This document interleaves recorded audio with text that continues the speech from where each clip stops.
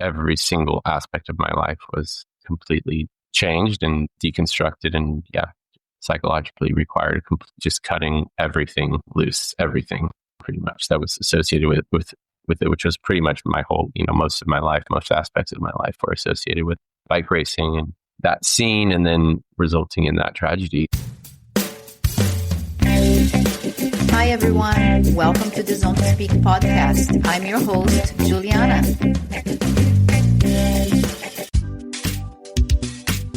Hey, everyone.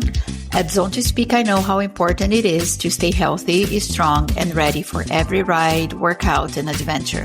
That's why I'm sharing discounts on products I personally use and love. Each one designed to support your performance, recovery, and overall well-being. Whether you are a serious athlete or just trying to feel your best. And remember, every time you shop using these codes, you are directly supporting the podcast and helping me bring more great conversations to life. Cyc Plus, their smart pump is a game changer. Light, compact, efficient, and perfect for keeping your tires road and gravel ready. It's also ideal for travel as you can skip the CO2 canisters. You can even change your tire pressure on the go when switching between surfaces. Get 10% off the smart pump and 5% everything else. 15% off down the road cycling gear, beautifully designed and performance-ready apparel. 15% off New Zest, clean, plant-based protein and essential nutrients to fuel your recovery and daily energy. 15% off Oleo's wellness shots, adaptogens, nootropics, and functional nutrients to support performance, focus, and recovery. I take Oleo's daily in the lead up to any of my races, and I have the pre-ride and recovery shots ready for the weekend big training rides. If you're looking for a clean, effective boost, Oleo's is it. 10% off Cold Age. High-quality supplements, including multivitamins, collagen, creatine, and more. I take their women's fermented multivitamin and creatine daily. 10% off Loop ear plugs. Ideal for travel, sleep, sensory recovery, or managing noise at races. 10% off Clearly Not Coffee, a caffeine alternative made with mushrooms, cocoa, maca, and rhodiola. I use it every day for smoother energy, sharper focus, and better hormone balance. 10 pounds off Heal, nutritionally complete, high-protein, plant-based meals for when you are on the go and need something quick, satisfying, and healthy. Also great to take bikepacking. 10 pounds off Shocks headphones, the safest way to listen while you train with open ear technology that keeps you alert and aware on the road or trail. 35% off Frey Skincare. Skincare made for active people. I have used Frey for 10 years, designed to keep sweaty skin clear, fresh, and glowing. You will find all the partner links, discount codes, and instructions in the episode description. So go check them out and enjoy these perks. Now, let's get into the episode. Welcome back to Zone to Speak. Today, I'm joined by a rider who once redefined what it meant to race gravel. A man known for solo breakaways, unmatched endurance, and a fiercely independent style, Colin Strickland. From his Red Hook crit dominance to his iconic Unbound victory in 2019, Colin helped shape the face of gravel racing. His career has been marked by bold choices, impressive victories, and a genuine love for the bike. For years, he inspired a generation of riders to race on their own terms. But as with many stories worth telling, his path has not been linear. Today, we talk about the rise, the silence that followed, and what it means to start again. This episode is not about headlines. It's about the human behind the handlebars. It's about navigating pressure, grief, and identity. It's about healing, reflection, and whatever comes next. Colin, welcome to Zone to Speak. Thank you, Juliana. So good to have you here. So you were winning everything at the fixed gear scene. Who were you before that? And how did you get into cycling? What drew you into it? Moving into bicycle racing was just a natural shift in my life as I felt in my early life, in my late teens and early adulthood, I felt I felt like rejecting the car culture that is so dominant in America, that it's just all consuming. It's really there's virtually no effective public transportation in the city of Austin in Texas that I grew up in. So it was really, the car was really presented as the only option. And it was not only, a large financial investment, but it's just, you're compelled to just sit in traffic and just all these ridiculous compulsive obligations surrounding car culture. So the bicycle was just a means to escape that kind of just that just entrenched sludge waste of life. So when I was at the University of Texas, it just became my natural mode of transport. And obviously it's very affordable to get your foot in the door with the bicycle. And then as we all know, it quickly becomes just this addictive freedom, and it gives back just as much as you give, if not more. So that's how I initially got into cycling, was a way to opt out of the American car culture. In hindsight, that's really what it was, as well as the financial obligations associated with it. And the fitness that, resulted was just kind of a side effect. I was totally unplanned. Racing was never on my radar. So it just was a natural progression by opting out of cars. Wow. Yeah. I think a lot of us have been there. I went to school in Seattle, so didn't have money for the car. And it was, I think it's a big car culture everywhere in the US. So I really fell in love with a bike more in the US. I mean, as a kid, I always loved the bike, but I was just copying my brothers, following them around the neighborhood. And you really made a name for yourself, dominating the fixed gear crit scene, Red Hook especially, where your style and power stood out. Then you made the jump into gravel, which is such a different beast in terms of terrain, pacing, and even culture. What was that transition like for you, both physically and mentally? Did you feel like a natural evolution, or was it a tough shift? For me, it felt quite natural. It did feel quite natural. It just felt like a natural, the fixed gear criterium as a outlet, as a professional racing format, was, I could tell, had kind of hit its peak, and the wave was kind of cresting. And at the same time, gravel racing was, I just enjoyed. Not only is it really charming, when it's at the time in about 2017 when I started participating, the races were really charming because they were so grassroots. They were just, it was almost non-bike racers. It was more like what you'd imagine randonneur riders. And yes, it was a race, but it was just really community oriented and community focused. So at the time, I could just tell that's a formula, a participatory formula that was, not only is it really fun and charming, but just as I was trying to make a career out of bike racing. So obviously I enjoyed the long endurance efforts, but it became very clear that this is a format that's going to be very successful because it's just so fun and so, I was going to say it's so pure, but it was at the time. It was just people there who were just trying to have a good experience and not really looking at it as something to dominate or to pull a result out of, or they were all just kind of there for the grind, the collective suffering. Yeah, so that was really charming as an event, and I had a sense that was going to be a format that would probably be successful in the near future. Well, you're right. It's a big boom now. Certainly, and for good reason. It gives people a lot more than a depressing road race with a lot of angst and stress. It offers, it's a better product as a participation offering. So it became clear to me that was going to be a field that would really be growing in the near future. So I wouldn't say I invested in it, but I just started attending more races and balancing my racing calendar from American crits, with balancing between American crits and more American gravel races in 2017. And certainly it was the right decision in terms of positioning for, there aren't many jobs as a professional cyclist in America. There never were. And there's still probably 10 to 20 positions that 10 to 20 athletes that make a decent living as full-time bicycle racers. So it pays to be perceptive and analytical in where you're putting your efforts and what you expect to do to get anybody to care about you riding your bicycle in circles.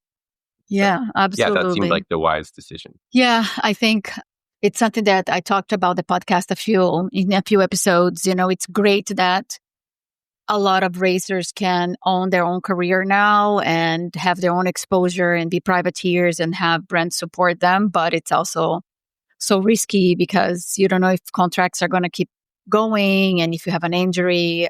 But good on you for having that vision and getting into gravel. And then you're talking about 2017, managing both fixed gear criteriums and jumping into gravel. And then in 2019, Unbound, you had the truly legendary win. You took on, this grueling race and you broke away solo with 100 miles to go, left behind some of the strongest riders in the sport. It was a defining moment, not just for a career, but in gravel racing history. What do you remember most about that day? Let's see. I remember I didn't get any sleep the night before because I was just very excited, which was torturous at the time. I thought my whole day was honestly fucked from that alone.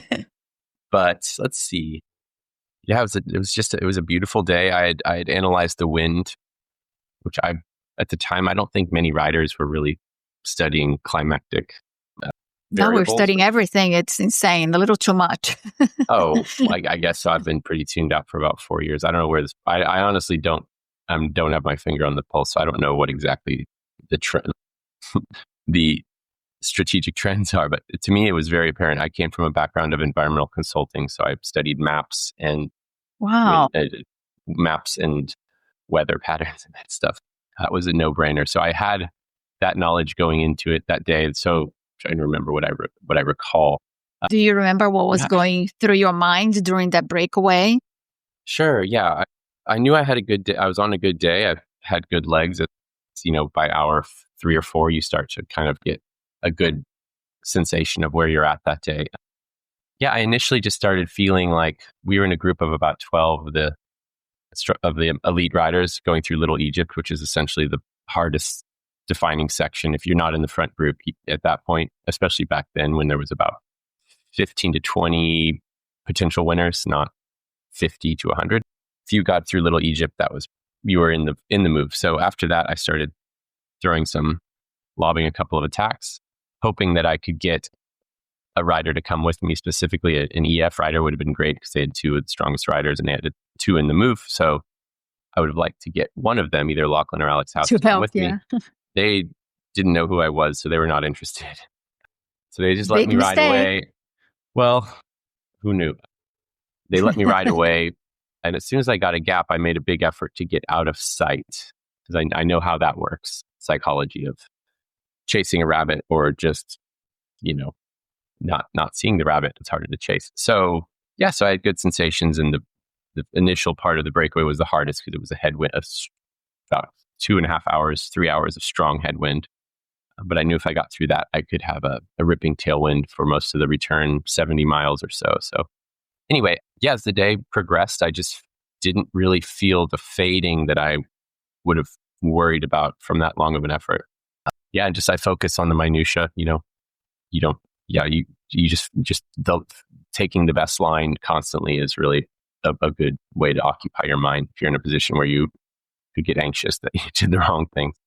Yeah, just zeroing in on the minutia of the process and staying efficient, staying aerodynamic. And at the time we were allowed to use aero bars, which was a much more relaxed position to be in for that period of time. So yeah, it was a beautiful day on the bike. And honestly, I crossed the line. I didn't feel the same. I had trained for the heat. Obviously, Texas was especially hot year. So I had done many days in extreme heat. And I don't think any of the other top 5 had done time. A lot of people struggle with the heat there. Yeah. It's a beast. And if you don't acclimate to that specifically, there's no substitute, in my opinion. And it will crack you to some extent. But anyway, that day I was prepared for that. So yeah, I was able to just keep pushing on the pedals. What a great day. And I don't know if it was on that race or when it was that you built your own frame bag and you had that bladder inside for your hydration. And I know this is something that a lot of brands still don't do. A lot of brands are still testing. There's still a lot of people carrying the hydration pack on your back. I mean, that's so visionary of you. Like, how did you do that? How did you have the idea? How did you create your own frame bag? It's, to me, that was actually, I crafted that device for the next race, which was actually 2021, because 2020 was canceled for the COVID-19. Yeah. And at that point, honestly, I had kind of lost my fire. I had slacked on training. 2020 for me had kind of extinguished my flame for the hunger and just like, the tenacity you need to be at that level. So I knew I was coming into the race. I'd average, I think, 10 hours a week of training that for the last 6 months. So I was not prepared. So I was looking for all the advantages, and it seemed like a no-brainer to move. So 2 liters of water is approximately 5 pounds of weight. And if you consider carrying that on your back in an aero position over 10 hours, well, now 8.5 hours, it's really, that's a serious fatigue point. So it seemed like a no question, if you could integrate that into your chassis where you don't carry the weight physically, your bike, your rolling chassis is carrying the weight, minus, and you subtract that fatigue from your core muscles, from your back, from your arms, seems like absolute unquestionable advantage in the fatigue department, which Unbound is as much about just general physical fatigue as it is about leg fatigue. So I started thinking about different designs, and I decided on using a polypropylene, kind of a cutting mat material that's really tough. It's designed to be scored by cutting blades, and specifically designed it for my frame because to save weight and material. I had, obviously, there's touring frame bags, but they're just relatively heavy. They're clunky. They bulge. They're not very aerodynamic. They're just not highly specialized. They're not designed for a single frame, as far as I know. There's probably a few, but so I designed more of kind of imagine like a taco shell that tucks up into the upper part. I ride a size 58, so I have plenty of room, which is another. Anyone could do it, but you'd have to adjust your bottle size and cage location. So yeah, it was really just a kind of a cupped shell that fit up into your triangle and was zip tied into place and was nice and rigid. So even with 2 liters of water, it stayed relatively, didn't bulge and rub your knees. Anyhow, so yeah, that 5 pounds of water was transferred to the chassis of my bike. I had a snafu, which NV wheels would be delivered. So they didn't get there till the night before. So I ended up staying up till about 10 p.m. the day before the race because I decided which bike to ride based on conditions and getting the right wheels. So it was kind of a ridiculous shit show, but very on brand, and stayed up too late, made this amazing thing that I would attribute the only way that I would have gotten top 5 in that with that poor preparation was with some kind of an advantage, which I think was that hydration pack. Yeah. So yeah, I proposed it to many brands, including Ass Savers and pretty much all of my sponsors. I was just telling them, look, this is could be a massive, it's cheap to make. You just have to, the way I envisioned it would be get a CAD design of all the frames you want to target in the different sizes, and you just make a CAD drawing, cut the thing out of flat stock, ship it with zip ties, and sew a big long zipper into it to access. Yeah, I didn't find any takers. I still don't understand why, because it's so cheap to make and so effective. But yeah, that's shocking because there is a huge need for it. I don't love that it would be. It's not disposable. It would probably last, 3 or 4 months. But it's really a race oriented device. I guess not, because that cutting mat can be very durable. But yeah, I saw it as an obvious innovation, but I know a couple of riders have kind of mimicked it and made their own version, which is cool. Yeah, that was the story of that little contraption. It worked incredibly well for me for one race. Yeah, I was impressed. Still impressed with this date, and again, can't believe no brand took you on that, because I think you would be a successful product. I come from triathlon, and in triathlon, there is a lot of gadgets for that, for you to carry your water. Of course, it's probably less water because distance a little bit shorter, especially like on long distance gravel or ultra distance, you need maybe more. But it was very quick to change because I made a really long zipper, so you could just pull the entire bladder out, pop a new one in, and it worked extremely well, even without testing in the pit stop until day of the race, the first wow, in the morning. But it went really well, and you can freeze the thing, so it goes in cold and then melts. But that's really good. Well, maybe someday. I never patented it, so anyone can have it at this point. You talked about your training, and for what I noticed, don't know if it's accurate, it seems like you trained solo and stayed independent. What did that autonomy give you as an athlete? What was that purposeful? Well, it allowed me to, for better or worse, allocate a lot of time to other pursuits, such as, house renovation and different car projects. And let's see. So that autonomy allowed me to, ride on the schedule. I ended up riding in the heat of the day a lot, which a lot of other riders wanted to dodge the heat of the day. But to me, I saw it as an advantage and just kind of a natural arc. I enjoyed, especially for long endurance rides, I kind of liked ending my rides later in the evening so that it would be just a natural end of the day, eat, go to sleep, versus riding in the morning and then you finish your ride around in the early afternoon and you'd just be fatigued and exhausted and relatively useless for the rest of the day, and you'd have to kind of nap or sleep anyway, and that would be your day. Whereas otherwise, if you rode later in the day, I could get some things done in the morning and then spend most of the day out on the bike, and then it would be this natural winding down with eating and going to sleep. Yeah, it makes sense. I ride out alone a lot as well, just because my days are usually hectic and I don't want to make plans and then flake on someone, because I will. Mm-hmm. But I always have a hard time training later in the day with my nutrition. I feel like, now I have lunch and I still full or something. So for me, the mornings, I like it more because of the nutrition. Yeah, that's the only thing. Anyways, at one point, you were the face of gravel. How did you handle this visibility? I don't think I felt too affected by it. I didn't live in a real...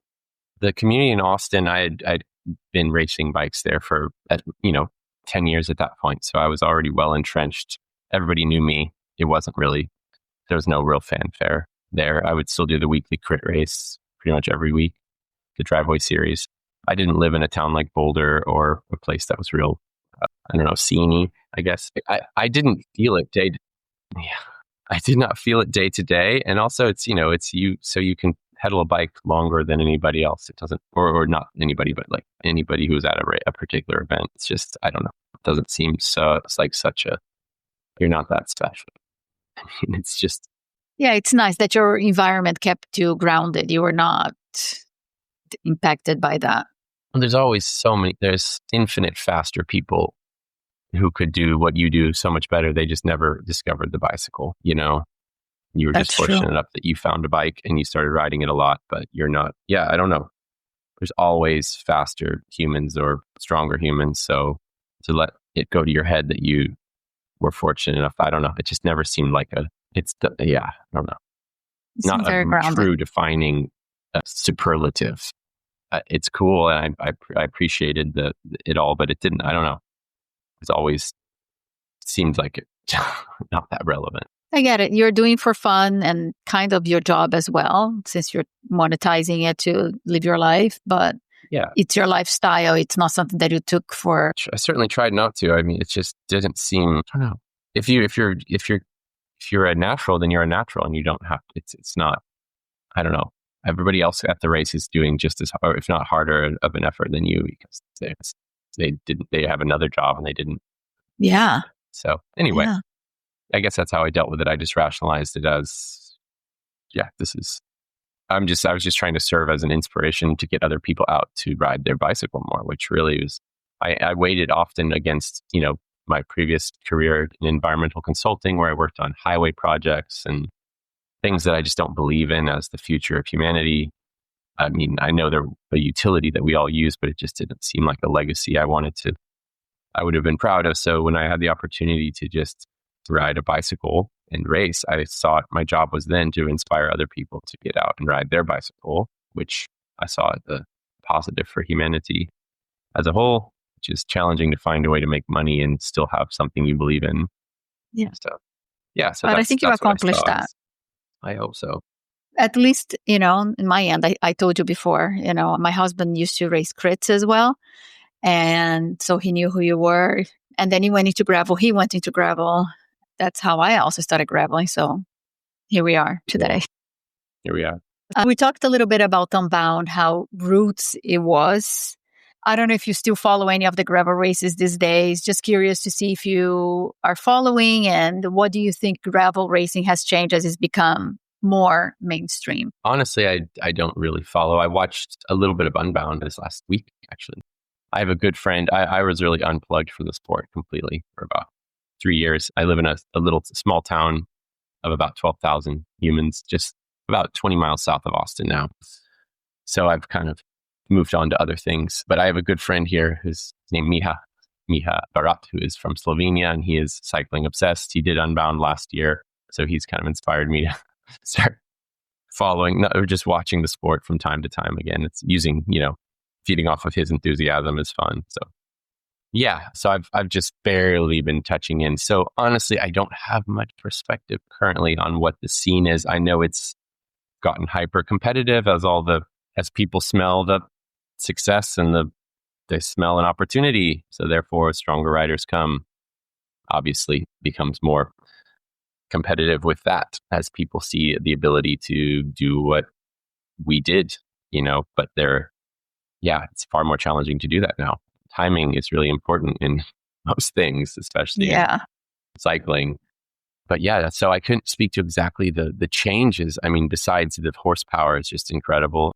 Cycling is a very aggregate sport. So I'm curious how the same riders would do in a group of 15 competitive versus 100 competitive. It's interesting if the times would still be crazy fast or if they would be less fast. But the horsepower of the group is now, it's more like a proper professional peloton. So they're moving with a lot of power and watts, and it's a much deeper field. So people are attacking earlier to essentially to separate yourself and to even have an impact in the race.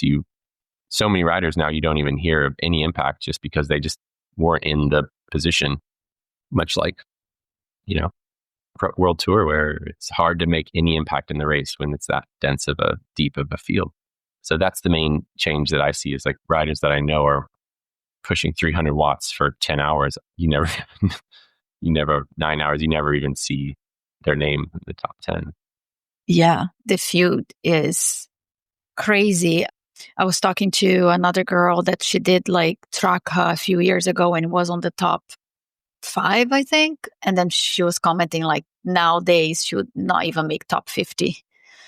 It's incredible how fast the field is. It's really crazy. So for me, I'm just looking now at the roots, more small town races, because I can't do these races anymore. Well, yeah, there's there's always the next generation who's hungry. The hunger is so important in cycling. You just have to be hungry. You have to have that mindset. You have to be focused. Yeah. You could get away with a little lack of focus when I was doing it just because of the field wasn't as dense and there wasn't as much focused individuals. So you could have a few other pursuits in life and not just live like a monk. Yeah. You could still pull it off if you had the talent. Well, yeah. So I can't speak exactly to what's changed, but maybe I'll start following again. We'll see. Yeah, I'll talk about that a little bit later. So we all know that in 2022, your life changed dramatically when you were thrust into the spotlight, not for athletic achievements, unfortunately, but because of the tragic and widely publicized murder case involving someone you weren't connected to.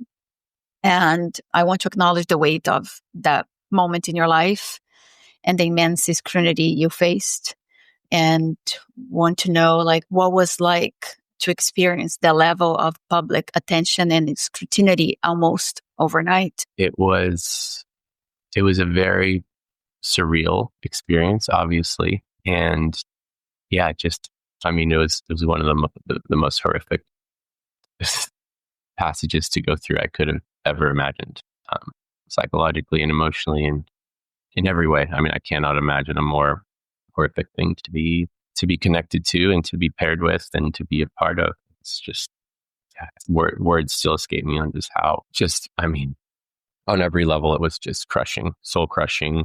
And yeah, because you also, it was a loss for you as well.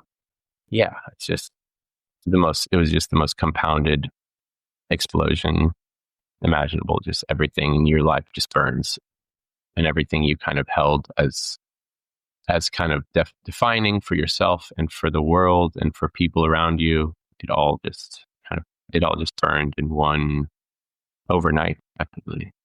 Everything, and you just left with, I don't know, just shell shocked and without any idea what's going on and what means anything. And then the aftermath was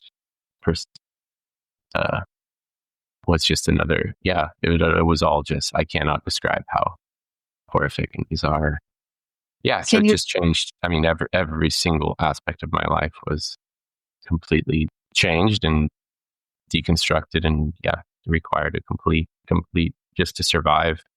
Psychologically required just cutting everything loose, everything pretty much that was associated with it, which was pretty much my whole, most of my life, most aspects of my life were associated with bike racing and that scene, and then resulting in that tragedy. So yeah, just survival required distancing myself from everything. Can you try to put into words how did that time affect your mental and emotional well-being? Sure.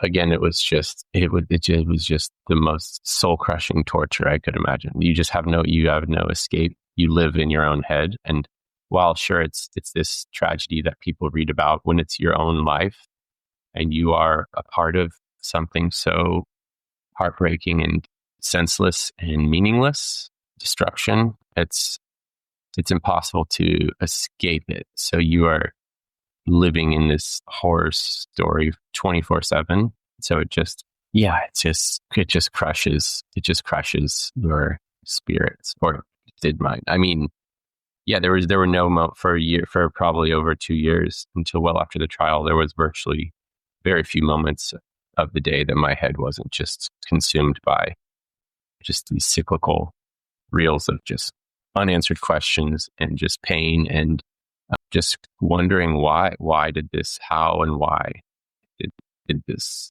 happen?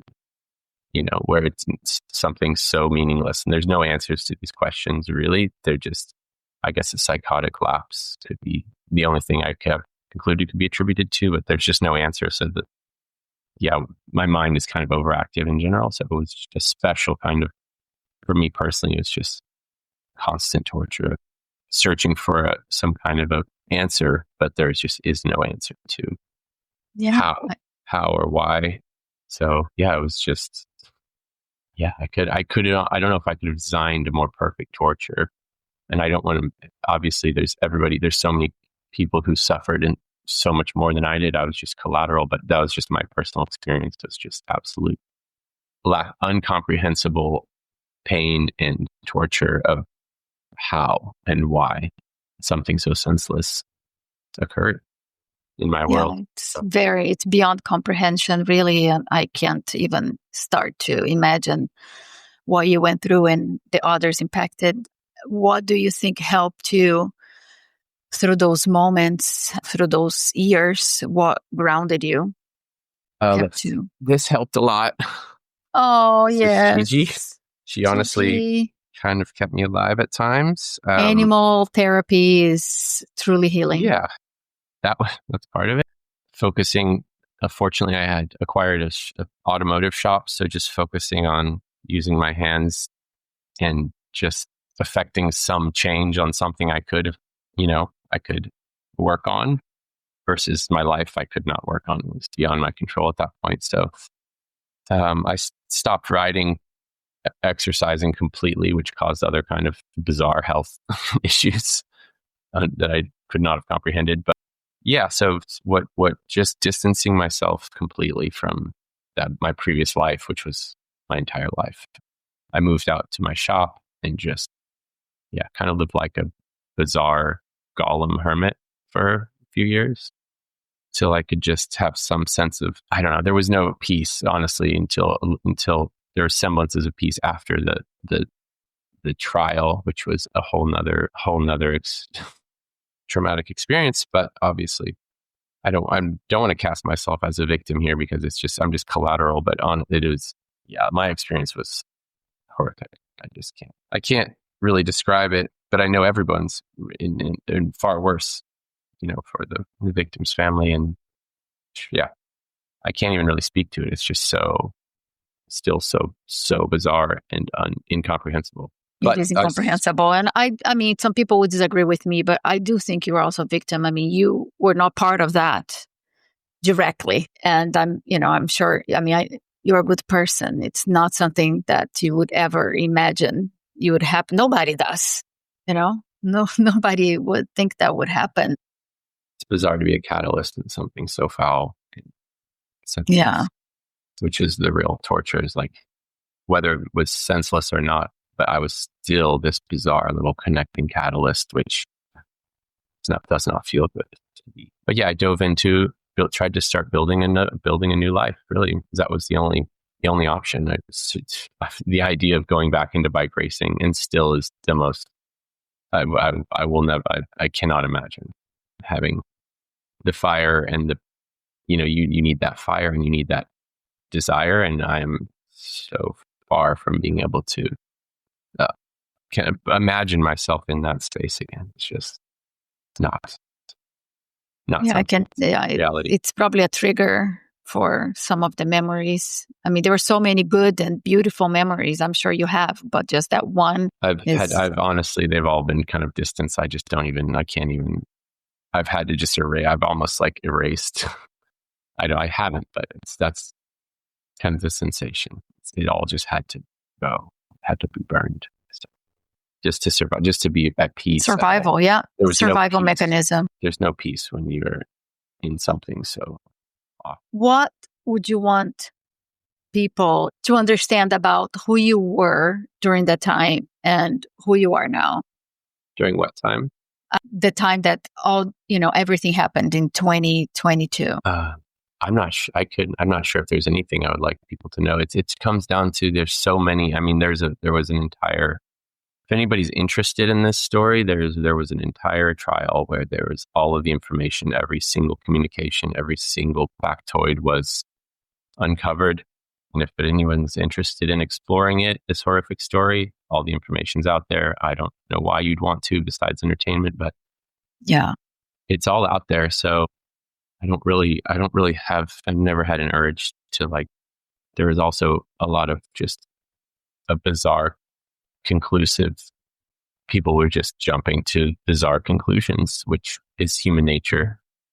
So I don't really see an urge to, like, you can't fight irrational, fabrication. So there's no, and it's infinite. So I don't know if there's anything. So I just kind of have this attitude of, I don't really have anything I don't have any energy to share. I think that's good.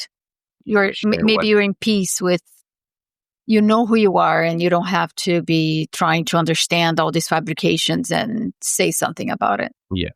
Fortunately, I had a very nurturing and childhood and wonderful young adulthood and a lot of success and things so I had a pretty well formed sense of self, because I can't imagine going into something like this without a strong knowledge of who you are and what you stand for, because it was just the most destabilizing experience.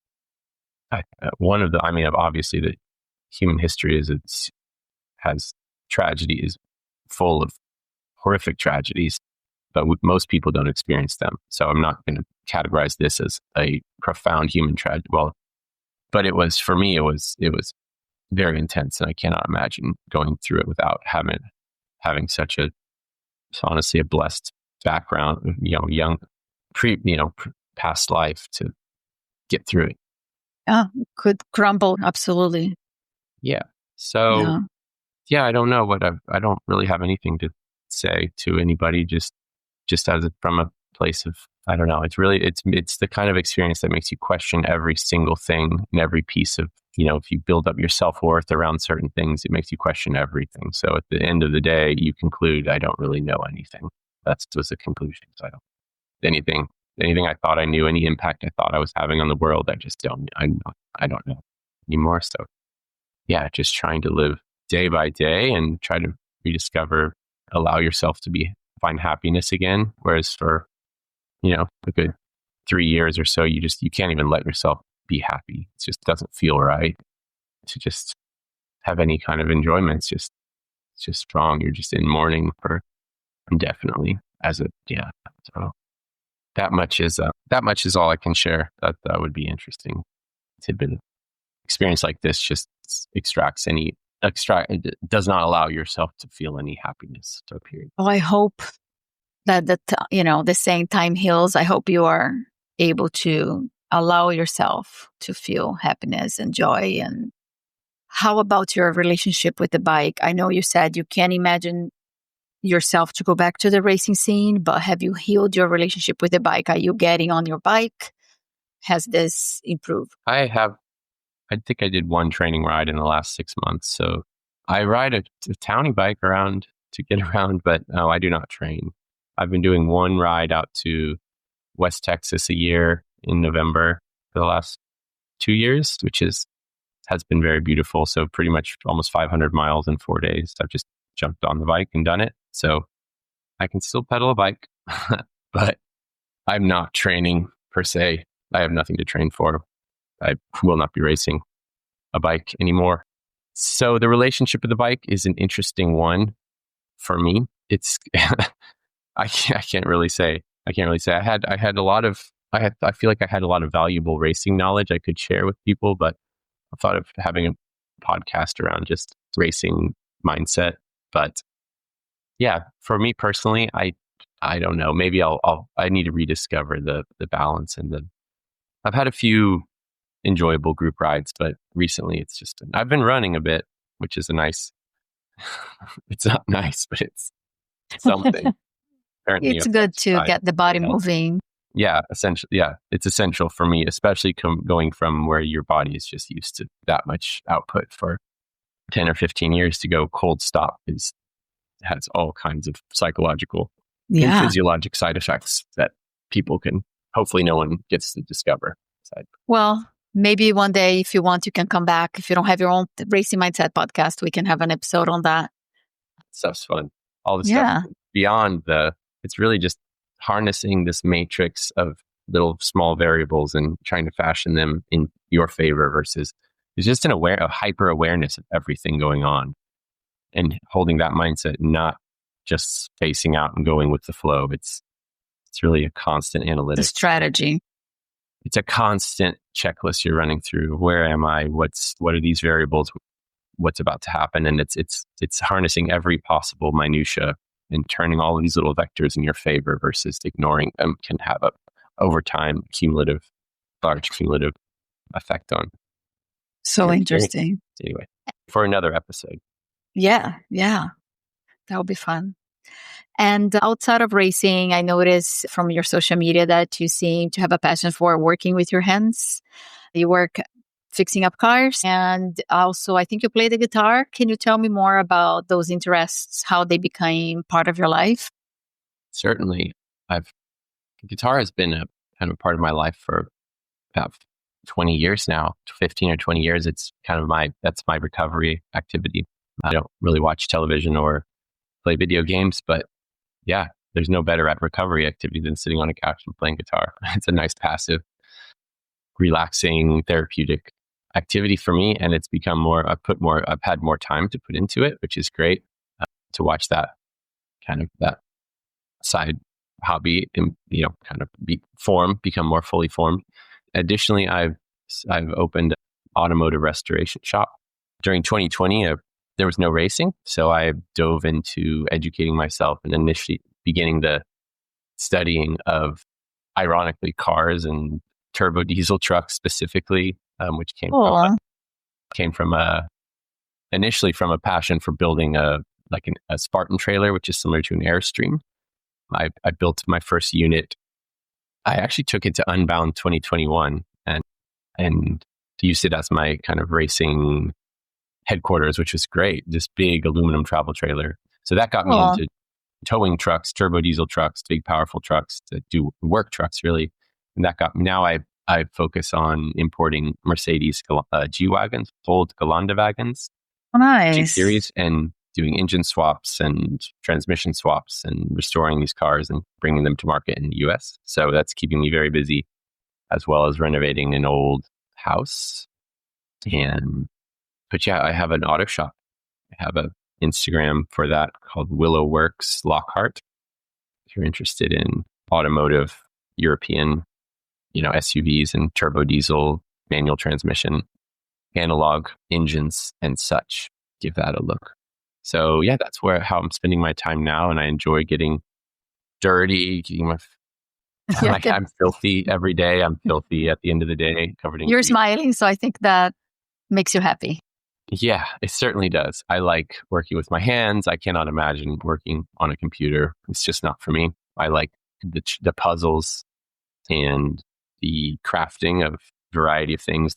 I do a lot of fabrication and welding and engine building and a lot of cleaning and restoring. Pretty much I clean up old useful things, old useful cars that were made to be restored, whereas now plastics and such cars are just not built to be restored. They're just built to be used and disposed of, deconstructed. So yeah, that's been a passion of mine, and I'm turning that into my next career phase. So I own my own shop, run my own shop, and that's my new life. Wonderful. So in this new chapter of life, your focus is on your shop. Certainly. Yeah. And it's ironic because that was initially what I didn't really develop any desire to even own a car until my That's early true. 20s. And now it's kind of what I still hate American car culture, but cars are just a fascinating. But it's sustainable what you're doing. You're restoring old things. So it's not like the industry is now of everything is replaceable, should be replaced and disposable. It's a really complex argument to make, but I would argue the most sustainable car is one that's already built, that you don't drive much and you ride your bicycle, but you have a effective work vehicle that has been around for 40 years and will be around another 40 years, not a Prius plastic thing that you charge off. In the US and Texas, you charge it off of electricity coming from a coal-fired power plant or natural gas power plant. And what's the point of driving this plastic car? Exactly. That's what I talk about.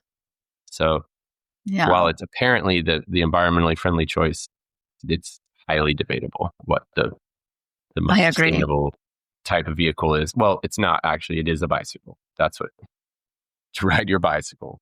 Yeah, I'm so happy. I moved a year and a half ago. I moved to a smaller town and I don't have a car. I just ride my bike or walk everywhere and it feels so good.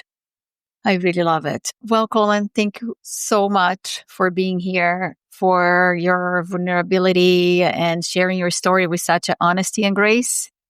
It takes a lot of courage to show up and speak up openly, and your willingness to reflect, to be human, and to keep moving is very powerful. And I thank you for sharing here in the podcast. Certainly. Thanks for listening. Sure.